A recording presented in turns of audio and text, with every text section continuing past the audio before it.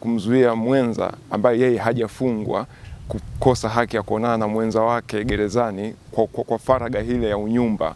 Hiyo ni uvunjifu wa katiba ya Tanzania. Mwanasheria kujitegemea anayefanya kazi mkoani Iringa, Geoffrey Mwakasege, amefungua kesi katika Mahakama Kuu ya Tanzania dhidi ya serikali ya Jamhuri ya Muungano wa Tanzania, akiomba tafsiri ya kisheria kuhusu haki za wanandoa pale mmoja wao anapokuwa gerezani. Katika kesi hiyo, wakili huyo anaiomba mahakama itamke kuwa kumzuia mtu ambaye hajafungwa kukutana faraghani na mwenza wake aliyefungwa kwa ajili ya haki ya unyumba ni ukiukwaji wa haki ya faragha iliyoainishwa katika Katiba ya Jamhuri ya Muungano wa Tanzania ya mwaka 1977, hususan kifungu cha 16. Kupitia shauri hilo, pia ameelekeza kesi dhidi ya Ofisi ya Mwanasheria Mkuu wa Serikali Tanzania, Tume ya Haki za Binadamu na Utawala Bora pamoja na Jeshi la Magereza Tanzania, akidai kuwa kukosekana kwa utaratibu wa wanandoa kukutana faraghani gerezani kuna kiuka haki za msingi za faragha na maisha ya familia. Kesi hiyo inalenga kupata tafsiri ya mahakama kuhusu iwapo wanandoa wanapaswa kuruhusiwa kukutana faraghani hata pale mmoja wao anapokuwa anatumikia kifungo gerezani. Taaluma yangu ni wakili wa kujitegemea. Nafanya kazi, base yangu ni Iringa Tanzania, lakini pia nafanya kazi East Africa, nchi zote za Afrika Mashariki nimesajiliwa kama wakili. Leo nimekuja mahakamani kwa ajili ya kufuatilia mwendelezo wa kesi ambayo nilikuwa nimeifungua dhidi ya Mwanasheria Mkuu wa Serikali pamoja na Tume ya Haki za Binadamu pamoja na Utawala Bora na Tanzania Prison Service juu ya uvunjifu wa katiba, hasa katika kifungu namba 16 ama tuseme ibara ya 16 ya katiba yetu ya Jamhuri ya Muungano wa Tanzania ya mwaka 1977, ambayo hicho kifungu kinaruhusu haki ya unyumba kwa kila mtu, lakini kifungu hicho kinavunjwa na sheria ya magereza ambayo inazuia pale ambapo mwenza mmoja anakuwa amewekwa katika kizuizi ama amefungwa. Sasa huyu mwenza wa nje anazuiliwa yeye kwenda kuwa naye na kupata ile haki ya faragha. Kwa hiyo nimekuja, tumefungua kesi hiyo dhidi ya Jamhuri, ambapo tunaamini mahakama itakuja.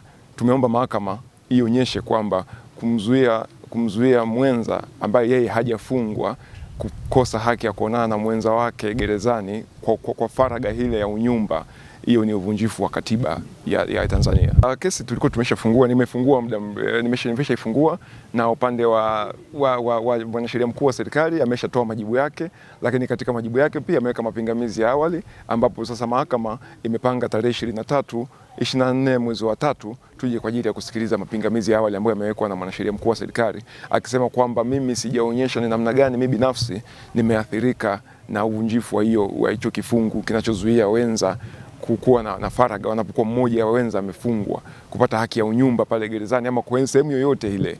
Na sisi tuko vizuri, tumekuja tumejipanga. Ninaposema sisi ni pamoja na Watanzania wote ambao wana interest na hii kesi. Ndio nachukulia hivyo kwa sababu nimefungua kwa niaba ya Watanzania wengine wote ambao wenda wenza wao wako magerezani na wao hawakufanya kosa lolote, lakini automatically wamejikuta na wenyewe wananyimwa hiyo haki. Unajua msingi wa hii kesi ni kwamba anapokuwa amekosea mmoja tunawajibishwa wote. Inapotokea leo bahati mbaya mimi leo mke wangu ama mke wako mtangazaji ama mume wa mtu fulani ameenda amefanya kosa la kiuhalifu na akafungwa, mimi sina kosa lolote. Kwa hiyo ukiniambia kwamba tunakuzuia sasa na mimi ile haki yangu ya unyumba ambayo nilikuwa nimezoea kuipata kila siku, unaniambia kwamba oa mke mwingine ama fanya divorce, ni kitu ambacho si sawa. Ilibidi uweke mazingira mazuri, serikali iweke mazingira mazuri ili mimi niweze kuendelea kukaa kwenye ile ndoa, lakini pia niweze kupata haki zangu za msingi. Siwezi kusema kama nahamasisha uhalifu kwa sababu hapa sijamlenga mfungwa. Mimi sijamlenga mfungwa kwamba mfungwa ana haki 1 2 3, hapana.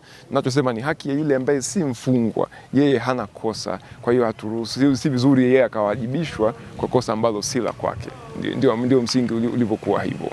Ni taasisi ambayo ni very sensitive. Kwa hiyo siku zote kama kuna namna yote ya kuweza kuitunza, basi itunzwe kwa muundo huo. Usiweke sheria ambayo automatically itapelekea divorces rate ziwe nyingi kwenye nchi.